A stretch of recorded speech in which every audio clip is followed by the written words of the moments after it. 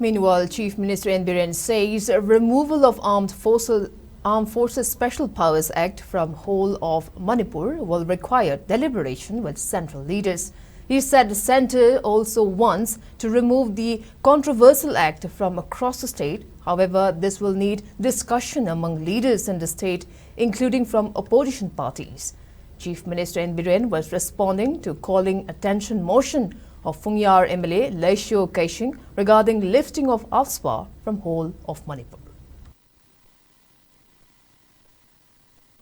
Yam criminal law ahum amusu semdokkiba leibanina hojiki Manipur gi oireba situation si aikhoi gi leiriba anouba pass tawreiba criminal law ahum dugi manungda applicable oiba humanity the base tawba dignity maintain tawba human right ngakpi gadaba adugumba ek amana repress tawbiyo tawdaba yadaba leiragasu hairaga hojiki armed forces special power ek maksidi sing tam haiba leite Afspa si sing dagi su lokthon bai ba se khoi gi su apam balai